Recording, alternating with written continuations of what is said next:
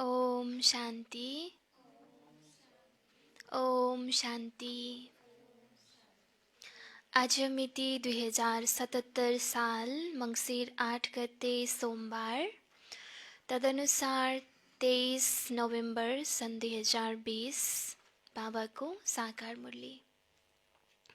मुरलीको मुख्य सारमा छ, मिठे बच्चे तिमी देही अभिमानी बन्यौ भने, तिमी देही अभिमानी बन्यौ भने सबै रोगहरू समाप्त हुन्छन्।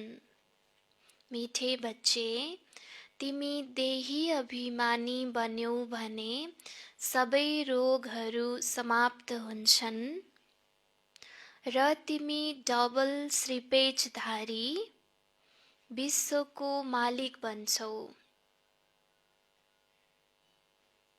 के भन्नुभयो बाबाले?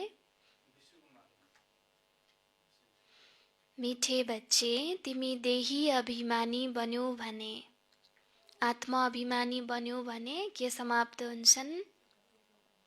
सबै रोगहरू समाप्त हुन्छन् र तिमी के बन्छौ? डबल क्राउन, डबल श्रीपेचधारी विश्वको मालिक बन्छौ। अहिले कलियुगमा सबै आत्माहरू डिस्चार्ज अवस्थामा छन्। सबै आत्मामा के छन्? विकारको रोग छ। काम, क्रोध, लोभ, मोह, अहङ्कार, कैयौँ रोगहरू। आत्मामा पनि रोग छ, शरीरमा पनि कैयौँ रोगहरू छन्। तर हामी देही अभिमानी बन्यौँ भने ती सबै रोगहरू समाप्त हुन्छन्। आत्मा चार्ज हुँदै जान्छ अनि सबै रोगहरू समाप्त हुन्छन् र हामी के बन्छौँ?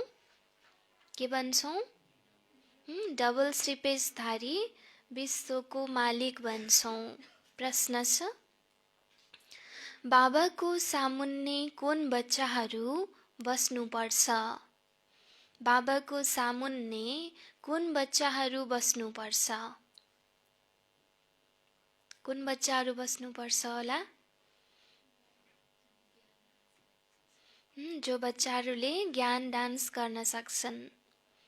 उत्तरमा बाबा भन्नुहुन्छ, जसलाई ज्ञान डान्स गर्न आउँछ। ज्ञान डान्स गर्ने बच्चाहरू बाबाको सम्मुख छन् भने, ज्ञान डान्स गर्ने बच्चाहरू बाबाको सम्मुख छन् भने बाबाको मुरली पनि त्यस्तै चल्छ। स्कुलमा पनि कुनै एउटा विद्यालयमा पनि विद्यार्थीहरू जो एकदम ध्यान दिएर टिचरले पढाएको सुन्छन्, उनीहरू अगाडि बस्यो भने टिचरलाई मजा आउँछ, पढाउन पनि मजा आउँछ। अगाडि बस्ने स्टुडेन्ट यताउता हेरिरहेका छन्, हैन, निन्द्रामा निदाइरहेका छन् भने टिचरलाई पनि मजा आउँदैन। त बाबा भन्नुहुन्छ, जसलाई ज्ञान डान्स गर्न आउँछ, ज्ञान डान्स गर्ने बच्चाहरू बाबाको सम्मुख छन् भने बाबाको मुरली पनि त्यस्तै चल्छ। यदि कसैले सामुन्ने बसेर, यदि कसैले सामुन्ने बसेर यताउता हेर्छ भने बाबाले सम्झनुहुन्छ, यो बच्चाले केही पनि बुझेको छैन। यदि कुनै बच्चाले अगाडि बसेर पनि यताउता हेर्छ भने, बाबाले बाणी चलाउँदा चलाउँदै, बाबाले पढाउँदा पढाउँदै पनि उसको ध्यान यताउता छ भने बाबाले के बुझ्नुहुन्छ? कि यो बच्चाले केही पनि बुझेको छैन। बाबाले टिचरहरूलाई पनि भन्नुहुन्छ,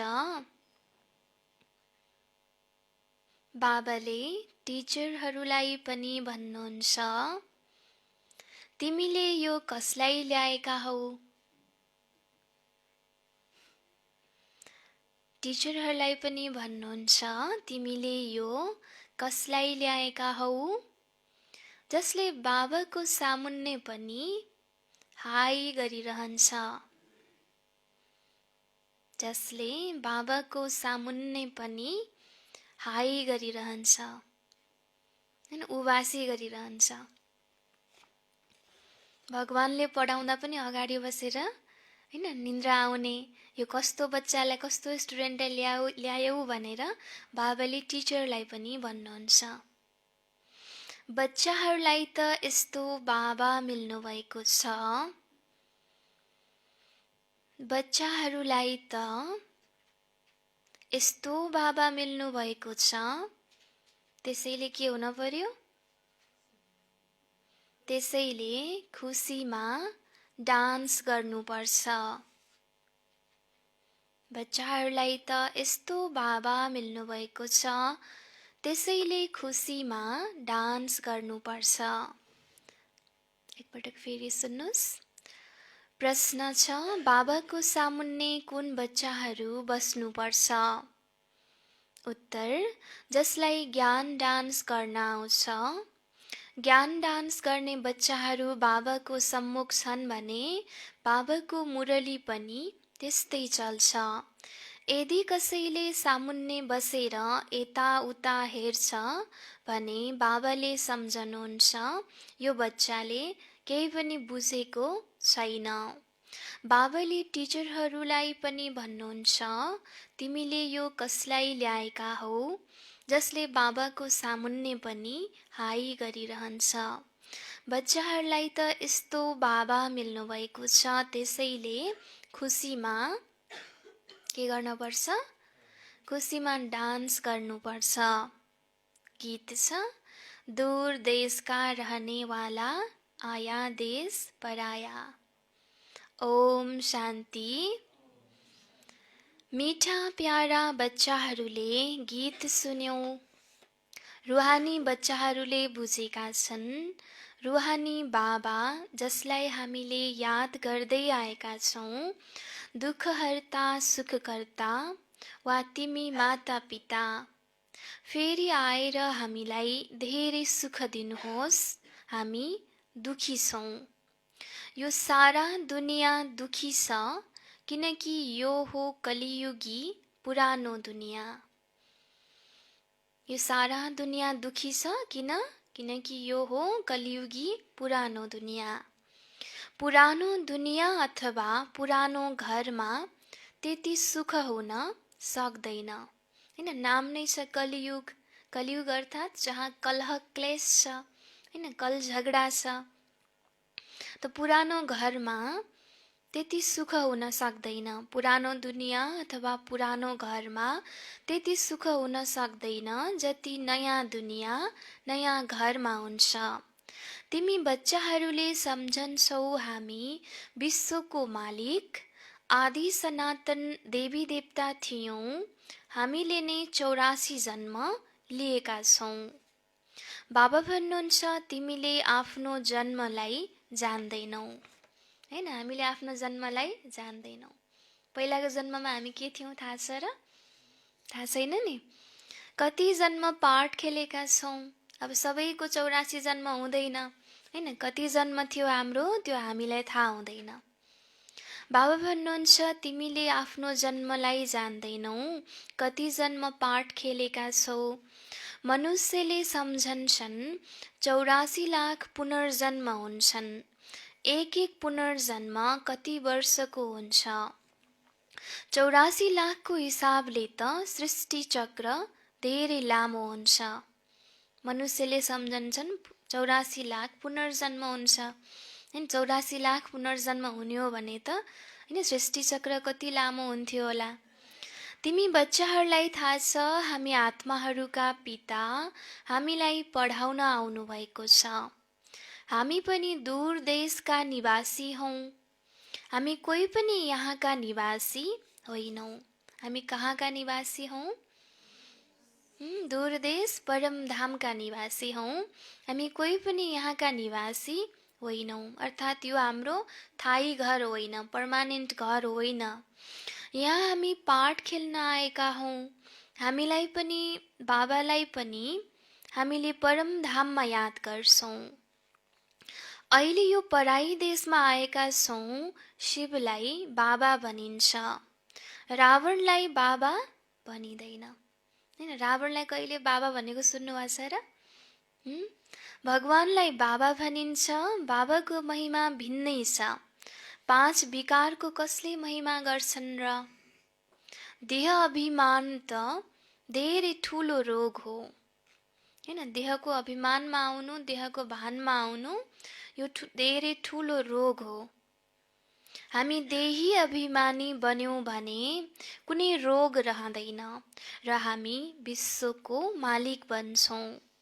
यी कुरा तिम्रो बुद्धिमा छ, तिमीले बुझेका छौ। शिव बाबाले हामी आत्माहरूलाई पढाउनुहुन्छ। जति पनि अन्य सत्सङ्ग आदि छन्, कहीँ पनि यसरी बुझ्दैनन्। हामीलाई बाबा आएर राजयोग सिकाउनुहुन्छ, राजाईको लागि पढाउनुहुन्छ। राजा बनाउने त राजा नै हुनुपर्छ नि। सर्जनले पढाएर आफू समान सर्जन बनाउँछन्। जसरी एउटा मेडिकल युनिभर्सिटीमा त्यहाँ जो स्टुडेन्टलाई पढाउने हैन, मेडिकल स्टुडेन्टलाई पढाउने को हुन्छ? टिचर, प्रोफेसर, डाक्टरहरू, सर्जनहरू हुन्छन् हैन। इन्जिनियरिङ कलेजमा स्टुडेन्टलाई पढाउने इन्जिनियर नै हुन्छन्। त आफू जस्तो छ पढाएर उस्तै बनाउँछन्। सर्जनले पढाएर आफू समान सर्जन बनाउँछ। ठिक छ, डबल श्रीपेशधारी बनाउनेवाला कहाँबाट आउनुहुन्छ? जसले हामीलाई डबल श्रीपेशधारी बनाउनुहुन्छ। त्यसैले मनुष्यले फेरि डबल श्रीपेशधारी कृष्णलाई बनाइदिएका छन्। तर कृष्णले कसरी पढाउँछन्? अवश्य पनि बाबा सङ्गममा आएको हुनुपर्छ हैन।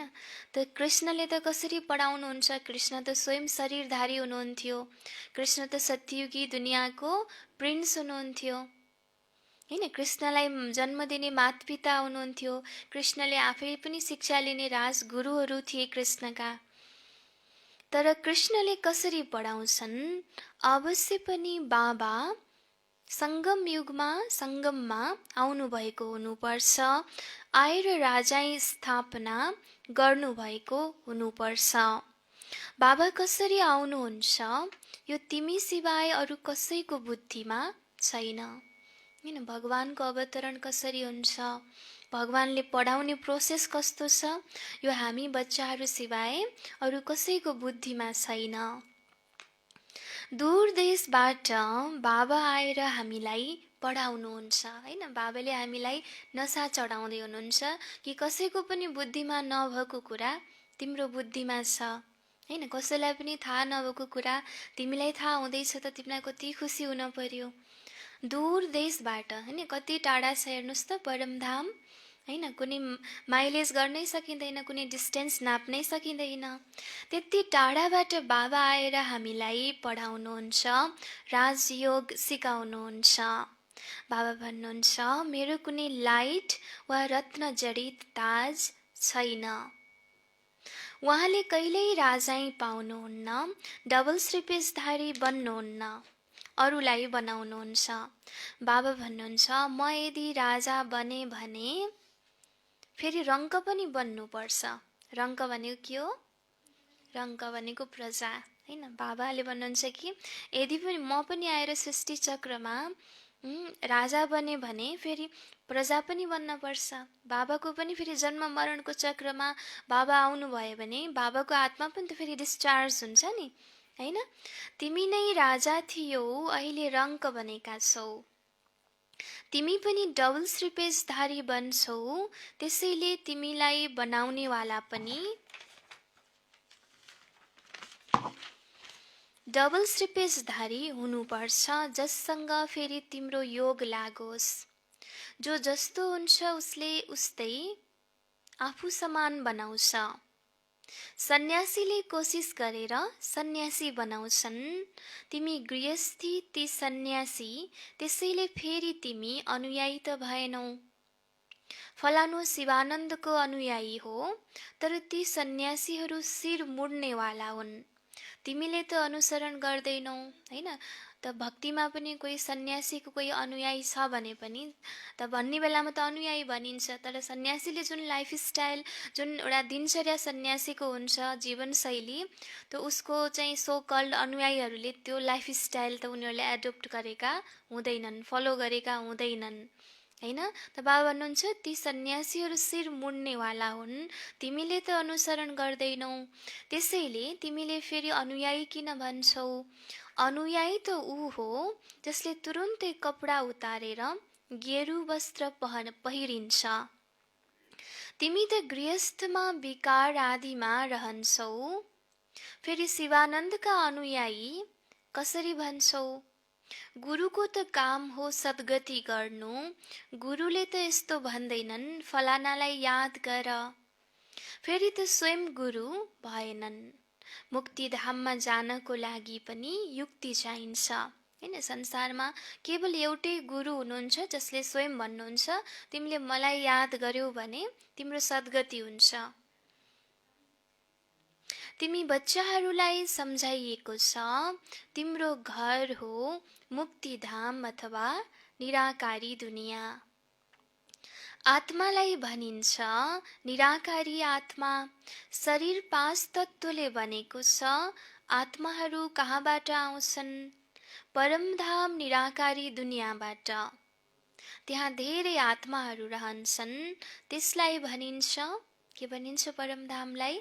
अर्को शब्दमा प्यारो शान्तिधाम हैन। त्यहाँ धेरै आत्माहरू रहन्छन्, त्यहाँ आत्माहरू सुख र दुःखदेखि अलग रहन्छन्।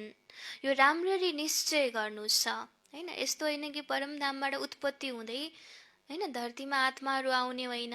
आत्मा त अजर छ, अमर छ, अमर हुन्छन्, अविनाशी हुन्छन् हैन। फिक्स नम्बर अफ आत्माहरू परमधाममा रहन्छन्। त बाबा भन्नुहुन्छ यो राम्ररी निश्चय गर्नु छ, हामी हौँ प्यारो शान्तिधामका निवासी। यहाँ यो नाटकशाला हो जहाँ हामी पाठ खेल्न आउँछौँ। यस नाटकशालामा यी सूर्य, चन्द्रमा, तारागण आदि बत्तीहरू हुन्। कसैले गणना गर्न सक्दैन यो नाटकशाला कति माइलको छ। हवाई जहाजमा माथि जान्छन् तर त्यसमा पेट्रोल आदि त्यति पर्याप्त राख्न सक्दैनन्, जो गएर फेरि फर्केर पनि आउन सकुन्। त्यति टाढा जान सक्दैनन्, उनीहरूलाई थाहा हुन्छ यति माइलसम्मलाई पेट्रोल छ, फर्केनन् भने खस्छन्। समुद्रको वा आकाश तत्त्वको अन्त्य पाउन सक्दैनन्। अहिले बाबाले तिमीलाई आफ्नो अन्त्य दिनुहुन्छ। आत्मा यस आकाश तत्त्वभन्दा पारी जान्छ, कति महान रकेट हो हैन। आत्मा कति स्पिडमा ट्राभल गर्छ हेर्नुहोस् हैन, कति फास्ट, कति तेज गतिमा जान्छ आत्मा। त आत्मा त एकदमै फास्ट रकेट हो भन्नुहुन्छ बाबाले। आकाश तत्त्वभन्दा पनि माथि जान्छ, त्यसको लागि कुनै पेट्रोल फ्युल केही पनि चाहिँदैन। तिमी आत्माहरू जब पवित्र बन्छौ, तर त्यसको लागि फ्युल के हो त? आत्मा उड्नको लागि फ्युल के हो? पवित्रताको फ्युल हैन, पवित्रताको पखेटा। त बाबा भन्नुहुन्छ कि अपवित्र आत्मा त फर्केर परमधाम जान सक्दैन। तिमी आत्माहरू जब पवित्र बन्छौ अनि फेरि रकेट जस्तै उड्न लाग्छौ। कति सूक्ष्म रकेट हो। आत्मा सूर्य चन्द्रमा भन्दा पनि टाढा पारी मूल वतनमा जान्छ। सूर्य चन्द्रमाको अन्त्य पाउनको लागि धेरै कोसिस गर्छन्। टाढाका तारागण आदि कति साना देखिन्छन्, छन् त धेरै ठुला। जसरी तिमीले चङ्गा उडाउँछौ भने माथि कति सानो सानो देखिन्छ हैन। जो आकाशमा तारामण्डल देखिन्छन्, हेर्दा त सानो देखिन्छन्, तर एक एक तारा कति ठुलो छन्। सूर्य पनि एउटा तारा हो हैन। जसरी हामीले चङ्गा उडाउँछौँ भने चङ्गा माथि पुगेपछि कति सानो देखिन्छ। बाबा भन्नुहुन्छ तिम्रो आत्मा त सबैभन्दा तीक्ष्ण छ हैन, कुनै रकेटसँग पनि तुलना गर्न सकिँदैन हैन। हामी 1 सेकेन्डमा सङ्कल्पको स्विच अन गरेर परमधाममा पुग्छौँ। जसरी स्विच क्याट्ट अन गर्ने बित्तिकै बत्ती बल्छ नि, त्यस्तै हाम्रो सङ्कल्पको स्विचबाट हामी 1 सेकेन्डमा कहाँ पुग्छौँ? जहाँ पनि पुग्छौँ हैन। त्यही भएर बाबाले भन्नुहुन्छ कि तिम्रो आत्मा त सबैभन्दा तीक्ष्ण छ, सेकेन्डमा एक शरीरबाट निस्केर अर्को गर्भमा गएर प्रवेश गर्छ। कसैले शरीर छोड्यो भने फेरि एक सेकेन्डमा त्यो आत्माको जहाँ हिसाब किताब छ, जुन परिवारमा, त्यो आमाको गर्भमा गएर फेरि प्रवेश गर्छ। कसैको कर्मको हिसाब किताब लन्डनमा छ भने सेकेन्डमा लन्डन गएर जन्म लिन्छ। सेकेन्डमा जीवन मुक्ति पनि गायन गरिएको छ नि। बच्चा गर्भबाट निस्कियो र मालिक बन्यो, वारिस नै भइहाल्यो। तिमी बच्चाहरूले पनि बाबालाई चिन्यौ, अर्थात् विश्वको मालिक बन्यौ। बेहदको बाबा नै आएर तिमीलाई विश्वको मालिक बनाउनुहुन्छ। विद्यालयमा ओकालत पढ्छन् अनि वकिल बन्छन्। यहाँ तिमीले डबल श्रीपेशधारी बन्नको लागि पढ्छौ। यो पढाइ कस्तो पढाइ रहेछ? यो युनिभर्सिटी कस्तो युनिभर्सिटी रहेछ? मनुष्यलाई देवता बनाउने युनिभर्सिटी होइन, जहाँ जीवनभरि हामी पढ्छौँ, लाइफ लङ हामी पढ्छौँ र हामी के बनेर निस्किन्छौँ? देवी देवता बन्छौँ। डबल श्रीपेशधारी, डबल भनेको के हो? डबल क्राउन भनेको एउटा क्राउन पवित्रताको, लाइटको क्राउन होइन, अर्को चाहिँ रतन जडित क्राउन। सत्युगमा लक्ष्मी नारायणको शिरमा देख्नुभएको छ नि श्रीपेज, कस्तो हुन्छ होइन। यो चाहिँ विद्यालयमा बाबा भन्नुहुन्छ कि तिमी डबल श्रीपेशधारी बन्नको लागि पढ्छौ। यदि पास भयो भने डबल श्रीपेशधारी अवश्य बन्छौ। फेरि स्वर्गमा त अवश्य आउँछौ। फेरि पास भएनौ भने पनि स्वर्गमा त अवश्य आउँछौ। तिमीले बुझेका छौ बाबा त सदैव त्यहाँ नै रहनुहुन्छ। कहाँ रहनुहुन्छ बाबा? परमधाममा रहनुहुन्छ। हे परमपिता परमात्मा भन्दा दृष्टि अवश्य पनि माथि जान्छ। हे भगवान भन्दाखेरि कहाँ जान्छ? आँखा माथि जान्छ। परमपिता परमात्मा हुनुहुन्छ, त्यसैले अवश्य केही त उहाँको पाठ छ नि। परमपिता परमात्मा जो संसारका सबै आत्माहरूले पुकार्छन् दुःख पर्दा, यति धेरै मन्दिर मस्जिद बनाउँछन् भने अवश्य केही न केही उहाँको रोल त छ होला। अहिले पाठ खेलिरहनु भएको छ, उहाँलाई बागवान पनि भनिन्छ होइन। आएर काँडाबाट फुल बनाउनुहुन्छ होइन। बाबा गार्डनर हुनुहुन्छ, जसले आएर आत्माहरूलाई काँडाबाट फुल बनाउनुहुन्छ। त्यसैले तिमी बच्चाहरूलाई खुसी हुनुपर्छ। बाबा आउनुभएको छ यस पराई देशमा। बाबाले म आत्मालाई काँडाबाट फुल बनाउँदै हुनुहुन्छ, त्यसको खुसी हुनुपर्छ भन्दै हुनुहुन्छ बाबाले। त बाबा आउनुभएको छ यस पराई देशमा। दूर देशमा रहनेवाला आउनुभयो पराई देशमा। दूर देशका निवासी त बाबा नै हुनुहुन्छ। अरू आत्माहरू पनि त्यहाँ रहन्छन्, यहाँ फेरि पाठ खेल्न आउँछन्। पराई देश, यसको अर्थ कसैले बुझेका छैनन्। मनुष्यले त भक्ति मार्गमा जे सुन्छन् त्यो सत्य सत्य, भक्ति मार्गमा भक्तजनहरूले जे सुन्नुहुन्छ त्यसलाई सत्य सत्य भनिरहनुहुन्छ। तिमी बच्चाहरूलाई बाबाले कति राम्ररी सम्झाउनुहुन्छ। आत्मा अपवित्र भएपछि उड्न सक्दैन, पवित्र नबनी फर्केर जान सक्दैन। पतित पावन एउटै बाबालाई भनिन्छ, उहाँलाई यसै सङ्गम युगमा आउनुपर्छ। तिमीलाई कति खुसी हुनुपर्छ। बाबाले हामीलाई डबल श्रीपेशधारी बनाइरहनु भएको छ। एउटा आज बाबाले धेरै पटक यो भन्नुभएको छ कि हामीलाई धेरै खुसी हुनुपर्छ। र वास्तवमा कलियुग र सत्युगको भिन्नता नै के रहेछ त? कलियुगको मनुष्यहरू र सत्युगको देवी देवताहरूमा मुख्य भिन्नता यही छ कि देवी देवताहरू निरन्तर खुसी रहन्छन् होइन। खुसी नै त्यहाँ सम्बन्धबाट सुख मिल्छ, हरेक चिजबाट, प्रकृतिबाट सुख मिल्छ होइन। सम्बन्ध भनेको नै सुखको लेनदेन मात्रै हुन्छ त्यहाँ होइन। खुसी हुन्छ त्यहाँ, हर पल खुसी हुन्छ। र कलियुगमा के हुन्छ? कहिले खुसी फेरि कहिले दुखी, कभी खुसी कभी गम भने जस्तै। यहाँ भर्खरै सम्बन्धबाट सुख मिल्छ, फेरि भर्खरै त्यही सम्बन्धबाट दुःख मिल्छ। हरेक चिजबाट निरन्तर चाहिँ यहाँ सुख मिल्न सक्दैन, सुख क्षणभङ्गुर हुन्छ कलियुगमा। त सतयुगमा फेरि के हुन्छ, सदाकालको खुसी हुन्छ। त त्यो खुसीको संस्कार हामीले यहीँ बनाउँदैछौँ होइन। सङ्गम युगमा जे हामी बन्छौँ त्यही त हामीले 21 जन्मको लागि फेरि लिएर जाने हो। यहाँ हामी दुखी हुने, फेरि सतयुगमा गएर सुख होला भनेर हामीले अपेक्षा गर्न सकिँदैन। त ज्ञानबाट हामीलाई के मिल्दैछ, सुख मिल्दैछ, खुसीको संस्कार आत्माले भर्दैछ। त्यही भएर हामीले एकदम ध्यान दिनपर्छ आफ्नो पुरुषार्थमा, दिनचर्यामा, कि मेरो खुसी कम हुन भएन होइन। शरीर नै जाओस् बाबाले भन्नुहुन्छ नि, तर खुसी नजाओस्। तिमीलाई कति खुसी हुनुपर्छ, खुसी हुने कति धेरै कारणहरू बाबाले दिनुभएको छ। स्वयं भगवानले तिमीलाई होइन डबल श्रीपेशधारी बनाउँदै हुनुहुन्छ। बाबाले हामीलाई डबल श्रीपेशधारी बनाइरहनु भएको छ। योभन्दा उच्च दर्जा कसैको छैन होइन। त कसैले हामीलाई, कोही टिचरले हामीलाई पढाउनुहुन्छ, भन्नुहुन्छ तिमी अबको यति वर्षपछि गएर वर्ल्डको प्रेसिडेन्ट बन्छौ भने कति खुसी हुन्छ होइन। तर वर्ल्डको प्रेसिडेन्ट त कोही पनि बन्न सक्दैन, एउटा कन्ट्रीको, एउटा देशको बन्ला।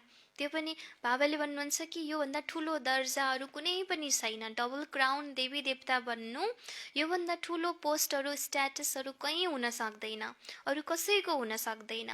बाबा भन्नुहुन्छ म डबल श्रीपेशधारी बन्दिन, म आउँछु नै एकपटक पराई देश पराई शरीरमा। यी दादाले पनि भन्छन् म शिव कहाँ हुँ र। मलाई त लखीराज भन्थे, फेरि समर्पित भएँ। अनि बाबाले के नाम राख्नुभयो, बाबाले, शिव बाबाले उहाँको कर्तव्यवाचक नाम ब्रह्मा राख्नुभयो। यिनमा प्रवेश गरेर यिनलाई भने तिमीले आफ्नो जन्मलाई जान्दैनौ। 84 जन्मको हिसाब हुनुपर्छ नि। उनीहरूले त 84 लाख भनिदिन्छन्, जुन बिल्कुलै असम्भव छ। 84 लाख जन्मको रहस्य सम्झाउनमा 100औं वर्ष लाग्छ, याद पनि आउन सक्दैन। 84 लाख योनिहरूमा त पशु पक्षी आदि सबै आउँछन्। मनुष्यको जन्म मात्रै दुर्लभ भनी गायन गरिएको छ। जनावरले कहाँ ज्ञान सम्झाउन सक्छ। तिमीलाई बाबा आएर ज्ञान पढाउनुहुन्छ, स्वयं भन्नुहुन्छ म आउँछु रावण राज्यमा। मायाले तिमीलाई कति पत्थर बुद्धि बनाइदिएको छ। अहिले फेरि बाबाले तिमीलाई पारस बुद्धि बनाउनुहुन्छ। उत्तरती कलामा तिमी पत्थर बुद्धि बन्यौ होइन। आत्मा डिस्चार्ज हुँदा हुँदा, जन्म मरणको चक्रमा आउँदा आउँदा के भयो, आत्मा पत्थर जस्तै बुद्धि होइन। अहिले फेरि बाबाले तिमीलाई पारस बुद्धि बनाउनुहुन्छ। उत्तरती कलामा तिमी पत्थर बुद्धि बन्यौ। अब फेरि बाबाले चढ्ती कलामा लैजानुहुन्छ। नम्बरवार त हुन्छ नि। हरेकलाई तिमीले आफ्नो पुरुषार्थद्वारा जान्न सक्छौ। मुख्य कुरा हो याद। रातमा सुत्ने बेलामा पनि यो ख्याल गर, बाबा म हजुरको यादमा सुत्छु। मानौ मैले यो शरीरलाई छोडिदिन्छु होइन। धेरै डिप्रेसन भएको पेसेन्टहरू जसले चाहिँ आएर मेडिटेसनको कोर्स लिनुहुन्छ, राजयोगा मेडिटेसन सिक्नुहुन्छ होइन, उहाँहरूले पछि अनुभव सुनाउनुहुन्छ। पहिला निद्रा आउँथेन, ट्याब्लेट खान पर्थ्यो निदाउनको लागि। अहिले चाहिँ मेडिटेसन गरेर सुतेपछि मिठो निद्रा आउँछ, सपना पनि आउँदैन भनेर भन्नुहुन्छ होइन। त बाबाले सिकाउँदै हुनुहुन्छ कि रातमा सुत्ने बेलामा पनि यो ख्याल गर कि बाबा म हजुरको यादमा सुत्छु। मानौ मैले यो शरीरलाई छोडिदिन्छु, हजुरको पासमा आउँछु। यसरी बाबालाई याद गर्दै गर्दै सुत्यो भने हेर कति आनन्द आउँछ। साक्षात्कार पनि हुन सक्छ, तर यो साक्षात्कार आदिमा खुसी हुनु छैन। बाबा मैले त हजुरलाई नै याद गर्छु, हजुरको पासमा आउन चाहन्छु। तिमीले बाबालाई याद गर्दै गर्दै धेरै आरामसँग जान्छौ। हुन सक्छ सूक्ष्म वतनमा पनि जान सक्छौ, मूल वतनमा त जान सक्दैनौ। अहिले फर्केर जाने समय कहाँ आएको छ र। हो बिन्दुको साक्षात्कार भयो, फेरि साना साना आत्माहरूको वृक्ष देखिन्छ। जसरी तिमीलाई वैकुण्ठको साक्षात्कार हुन्छ नि, यस्तो होइन साक्षात्कार हुँदैमा तिमी वैकुण्ठमा जान्छौ। होइन, त्यसको लागि त फेरि मेहनत गर्नुपर्छ। तिमीलाई सम्झाइन्छ तिमीहरू सबैभन्दा पहिला प्यारो शान्ति धाम जान्छौ। सबै आत्माहरू पाठ खेल्नबाट मुक्त हुन्छन्। आत्मा पवित्र नबन्नेसम्म जान सक्दैन। बाँकी साक्षात्कारबाट केही पनि मिल्न सक्दैन। मीरालाई साक्षात्कार भयो, वैकुण्ठमा कहाँ गइन्? वैकुण्ठ त सतयुगमा नै हुन्छ।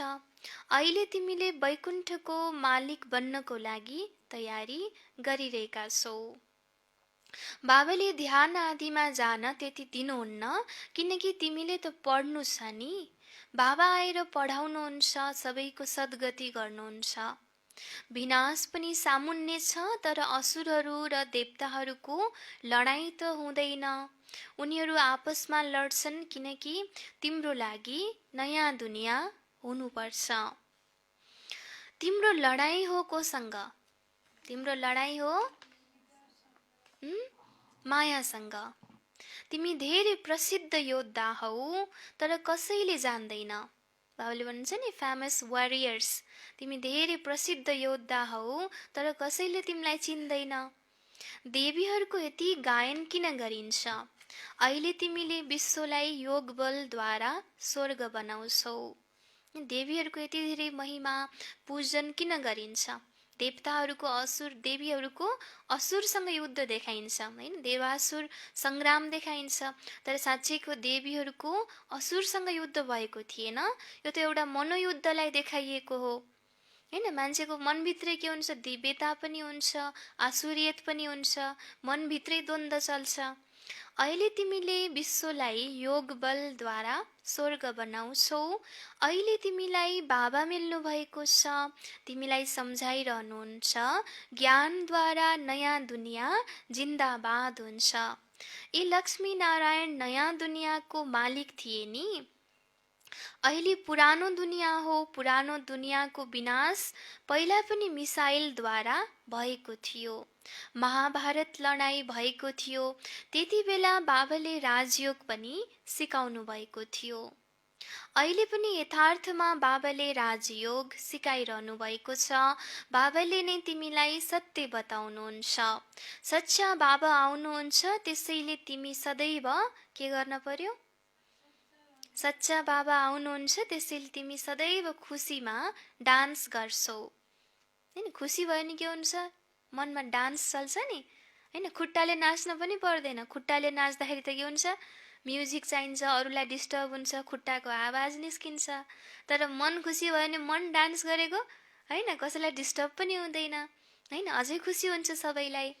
यो हो ज्ञान डान्स। यो ज्ञान डान्सका शौखिन हुन्छन्।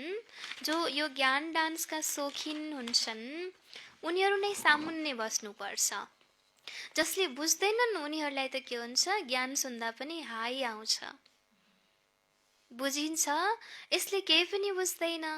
ज्ञानलाई केही पनि बुझेन भने यताउता हेरिरहन्छन्। बाबाले पनि टिचरहरूलाई भन्नुहुन्छ, तिमीले कसलाई ल्याएकी हौ? जसले सिक्छन् र सिकाउँछन् उनीहरू सामुन्ने बस्नुपर्छ। उनीहरूलाई खुसी भइरहन्छ, मैले पनि डान्स गर्नु छ। यो हो ज्ञान डान्स। कृष्णले त न ज्ञान सुनाए न डान्स गरे। मुरली त यो ज्ञानको हो नि। बाबाले सम्झाउनु भएको छ, राति सुत्ने बेलामा बाबालाई याद गर्दै चक्रलाई बुद्धिमा याद गरिराख, हैन? यहाँ त सामुन्ने बाबाले भन्नुहुन्छ कि त्यही बच्चाहरू बस्नुपर्छ जो चाहिँ एकदम ज्ञानको डान्स गर्छन्, ज्ञान सुन्दा एकदमै रमाउँछन्, हैन? आजकल त अब अनलाइन सुन्नुहुन्छ बाबाको बच्चाहरू, घरमा बिस्तारमै बसेर सुन्नुभएको छ कि, हैन? के गरेर सुन्नुभएको छ त्यो हामीलाई थाहै हुँदैन।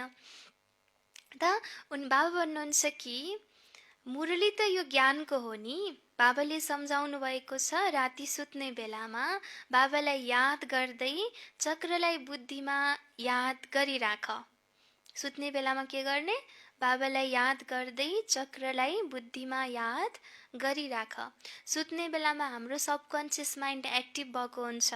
त्यति बेला हामीले एकदमै साइलेन्समा गएर, हैन, एकदम बाबालाई याद गरेर चक्रलाई बुद्धिमा याद राखेर सुत्यो भने निन्द्रा पनि मिठो आउँछ। बाबा, म अब यो शरीर छोडेर हजुरको पासमा आउँछु, यसरी याद गर्दै गर्दैछु त अनि हेर के हुन्छ। पहिला कब्रिस्तान बनाएको थिएँ, फेरि कोही शान्तिमा जान्थे, कोही रास गर्न लाग्थे।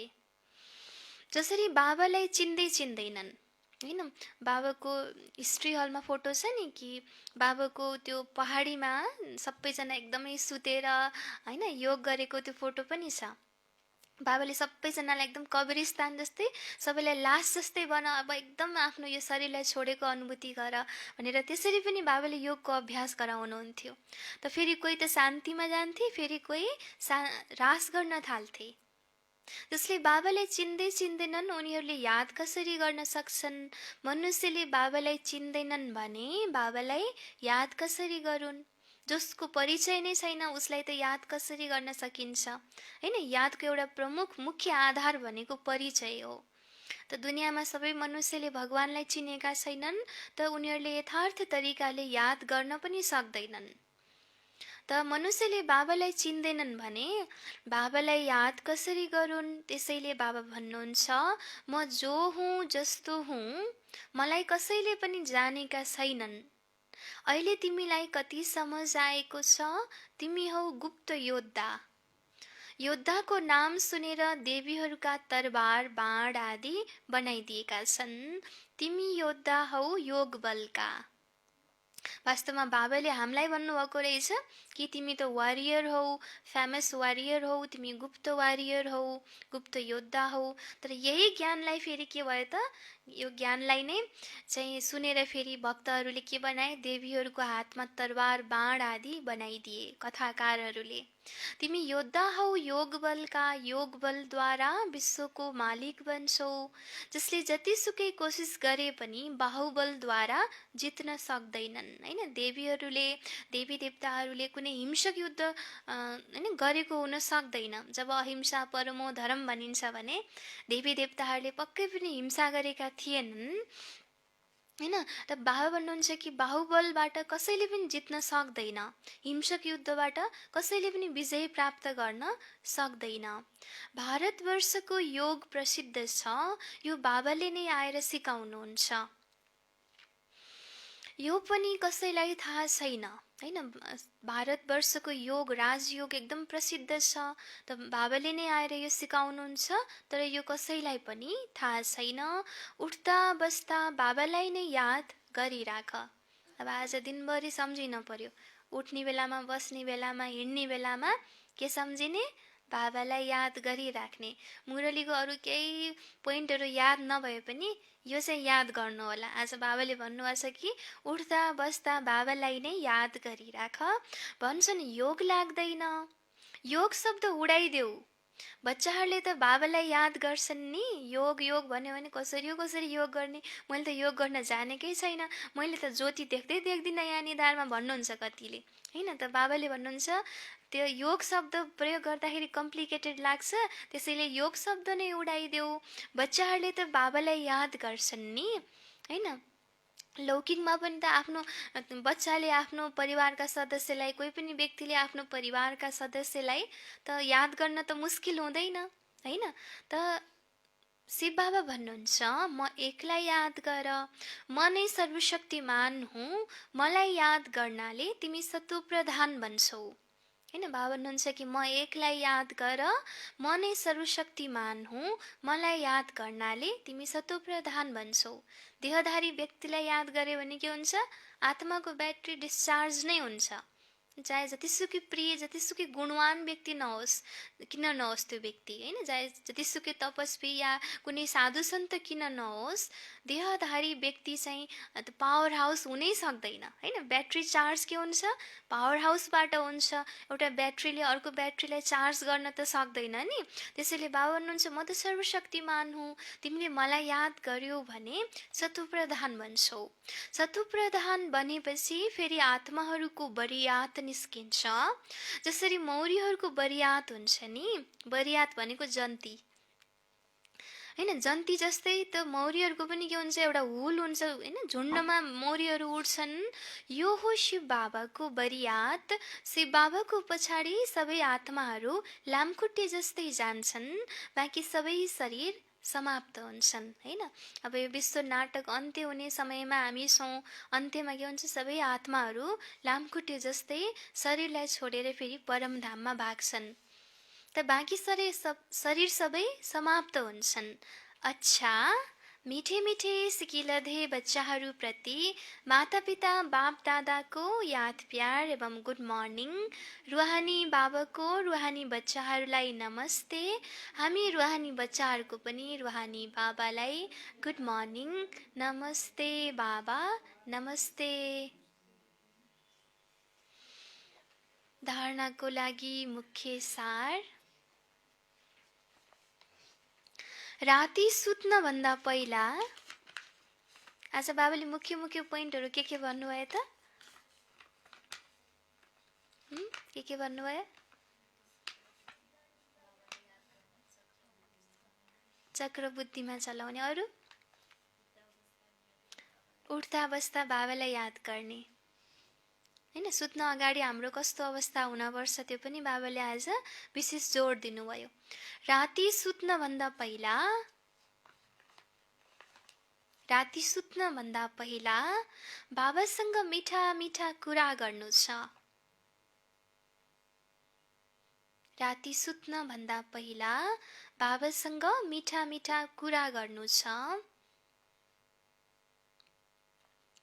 बाबा, म यो शरीरलाई छोडेर हजुरको पासमा आउँदैछु।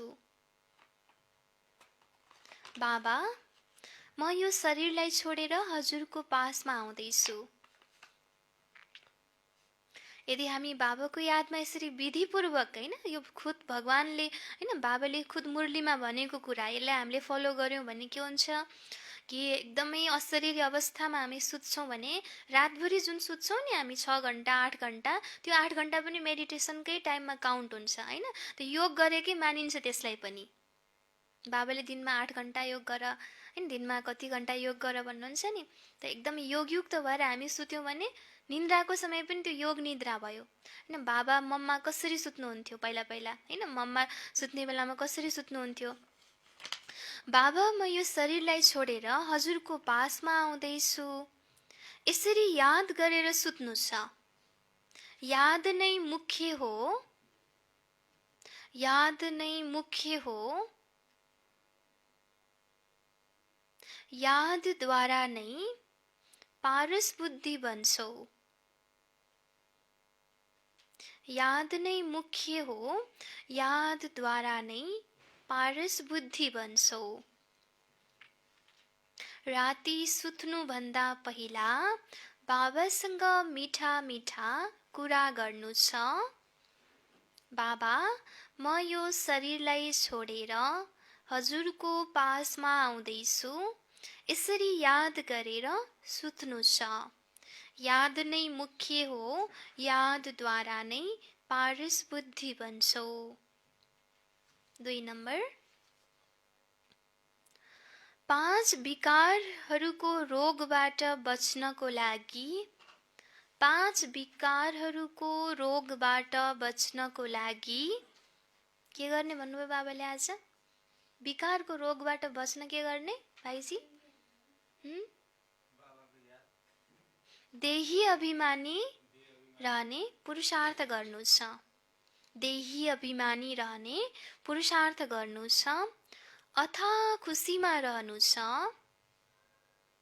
अथाह खुसीमा रहनु छ। ज्ञान डान्स गर्नु छ। 5 विकारहरूको रोगबाट बच्नको लागि देही अभिमानी रहने पुरुषार्थ गर्नु छ। अथाह खुसीमा रहनु छ। ज्ञान डान्स गर्नु छ। क्लासमा आलस्य फैलाउनु हुँदैन।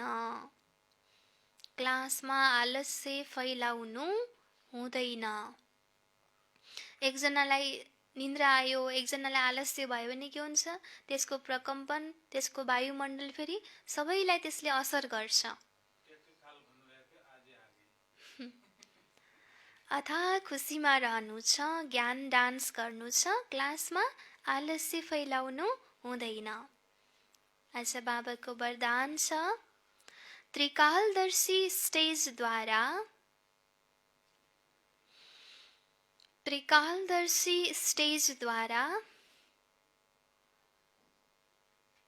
व्यर्थको खाता समाप्त गर्ने त्रिकालदर्शी स्टेजद्वारा व्यर्थको खाता समाप्त गर्ने सफलता मूर्त भव। त्रिकालदर्शी स्टेजद्वारा व्यर्थको खाता समाप्त गर्ने सदा सफलता मूर्त भव। विस्तारमा त्रिकालदर्शी स्टेजमा स्थित हुनु अर्थात् के होला? त्रिकालदर्शी स्टेजमा स्थित हुनु भनेको के होला? हर संकल्प, बोली र कर्म गर्नुभन्दा पहिला त्रिकालदर्शी स्टेजमा स्थित हुनु अर्थात् हर संकल्प, बोली र कर्म गर्नुभन्दा पहिला के गर्ने? के गर्ने होला? चेक गर्नु छ यो व्यर्थ हो वा समर्थ हो, हैन? दुनियाँमा भन्छन् नि कि बोल्नभन्दा अगाडि सोचेर बोल्नुपर्छ है भन्छन् नि। त बाबाले भन्नुहुन्छ सोच्नभन्दा अगाडि पनि सोच, मैले के सोच्दैछु, मैले यो सोचेको व्यर्थ हो कि समर्थ हो। किनकि सबै कुराको बिउ भनेको त पहिला सुरु सङ्कल्प हो, हैन? त बाबा भन्नुहुन्छ त्रिकालदर्शी स्टेजमा स्थित हुनु अर्थात् हर संकल्प, बोली र कर्म गर्नुभन्दा पहिला चेक गर्नु छ यो व्यर्थ हो वा समर्थ हो। व्यर्थले 1 सेकेन्डमा पद्मौंको नोक्सान गर्छ। व्यर्थले 1 सेकेन्डमा पद्मौंको नोक्सान गर्छ। समर्थले के गर्छ फेरि? सेकेन्डमा पद्मौंको कमाई गराउँछ। व्यर्थले 1 सेकेन्डमा पद्मौंको नोक्सान गर्छ। समर्थले सेकेन्डमा पद्मौंको कमाई गराउँछ। सेकेन्डको व्यर्थले पनि 1 सेकेन्डको व्यर्थले पनि कमाईमा धेरै घाटा पार्छ।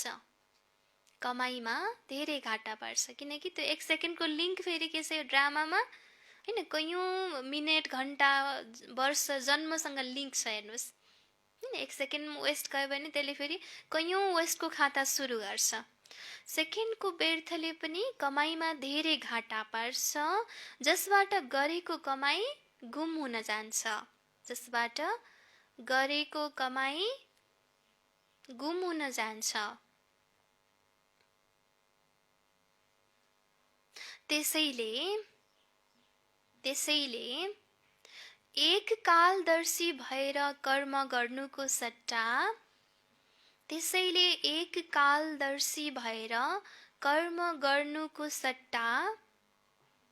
त्रिकालदर्शी स्थितिमा स्थित भएर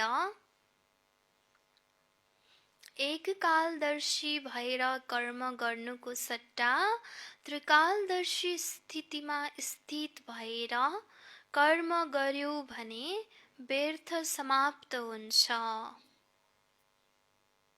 त्रिकालदर्शी स्थितिमा स्थित भएर कर्म गर्यो भने व्यर्थ समाप्त हुन्छ र सदा सफलता मूर्त बन्छौ।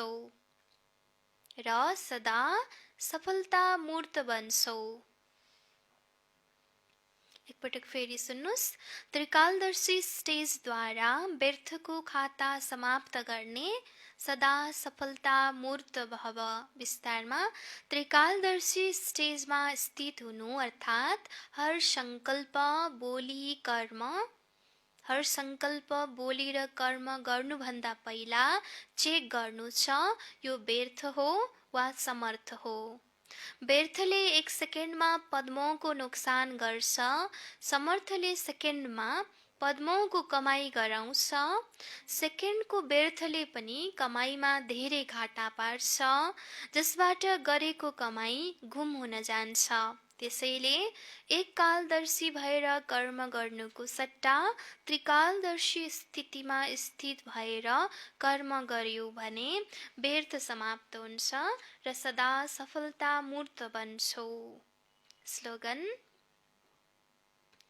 मान सान र साधनको त्याग नै मान सान र साधनको त्याग नै महान त्याग हो। हैन, अरूले मलाई सम्मान गरून्, हैन, मेरो नाम लिउन्, मेरो मान, मेरो सान, हैन, त त्यसपछि फेरि साधनको त्याग, र साधनको त्याग नै के हो? मान सान र साधनको त्याग नै महान त्याग हो। ओम शान्ति। आज मुरलीको मुख्य सारमा थियो, मिठे बच्चे तिमी देही अभिमानी बन्यौ भने सबै रोगहरू समाप्त हुन्छन् र तिमी डबल श्रीपेचधारी विश्वको मालिक बन्छौ। प्रश्न: बाबाको सामुन्ने कुन बच्चाहरू बस्नुपर्छ? उत्तर: जसलाई ज्ञान डान्स गर्न आउँछ। ज्ञान डान्स गर्ने बच्चाहरू बाबाको सम्मुख छन् भने बाबाको मुरली पनि त्यस्तै चल्छ। यदि कसैले सामुन्ने बसेर यताउता हेर्छ भने बाबाले सम्झनुहुन्छ यो बच्चाले केही पनि बुझेको छैन। बाबाले टिचरहरूलाई पनि भन्नुहुन्छ, तिमीले यो कसलाई ल्याएका हौ? जसले बाबाको सामुन्ने पनि हाई गरिरहन्छ। बच्चाहरूलाई त यस्तो बाबा मिल्नु भएको छ, त्यसैले के हुन पर्यो? खुसीमा डान्स गर्नुपर्छ। गीत थियो, दूर देश का रहने वाला आया देश पर आया। ओम शान्ति।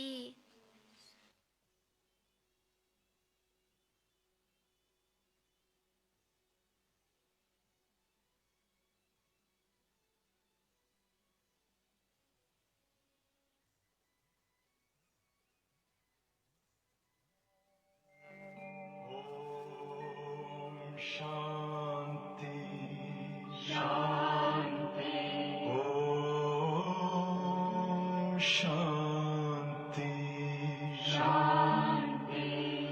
अंतर मन में ज्योति जगा लो, होगा दूर अंधेरा।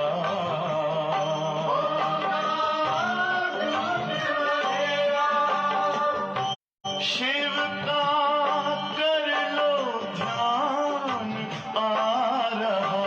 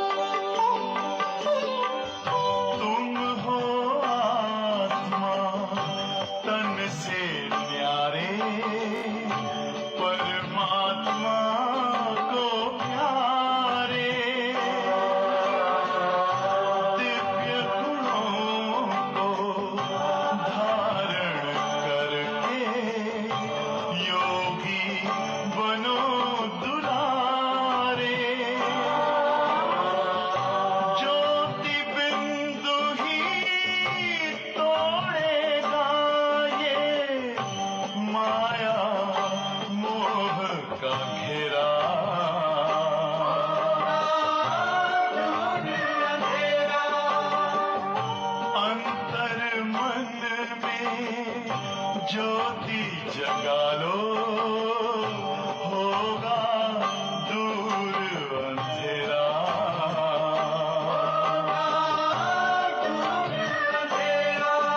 ओम शांति, ओम शांति, ओम शांति।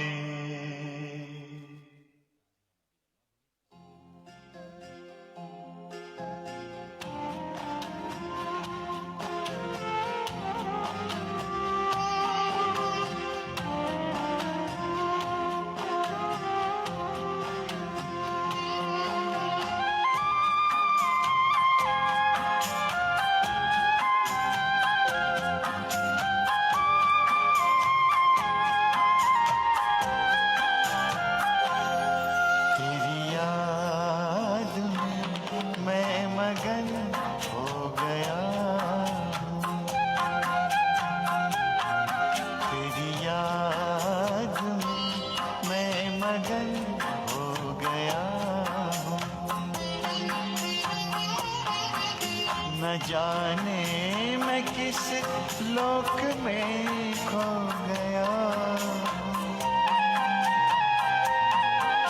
न जाने मैं किस लोक में खो गया हूँ। तेरी याद में मैं मगन हो गया हूँ।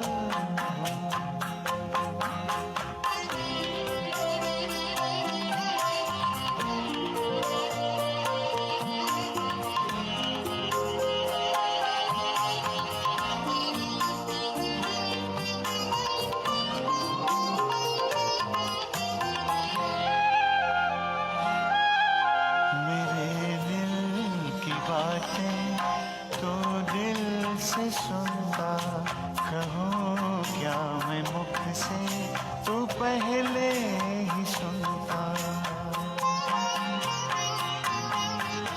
मेरे दिल की बातें तो दिल से सुनता, कहूँ क्या मैं मुख से तू पहले ही सुनता। तेरे प्यार की इंतहा अब कहाँ है, गगन से धरा मिल रही ये जहाँ है। तेरे प्यार की इंतहा अब कहाँ है, गगन से धरा मिल रही ये जहाँ है, गगन से धरा मिल रही ये जहाँ है। परम शांति के सिंधु में सो गया हूँ, तेरी याद में मैं मगन हो गया हूँ।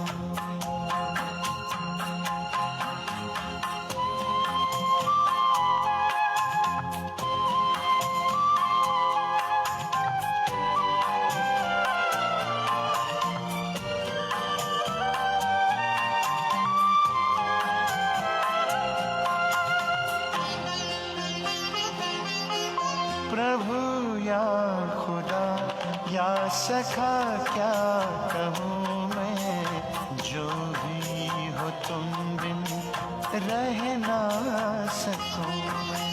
प्रभु या खुदा या सखा क्या कहूँ मैं, जो भी हो तुम बिन रह ना सकूँ मैं। तुमसे ही दिल के सभी रिश्ते नाते, चलूं मैं तुम्हारे ही संग हंसते गाते, संग हंसते गाते। तेरा ही था बाबा, तेरा ही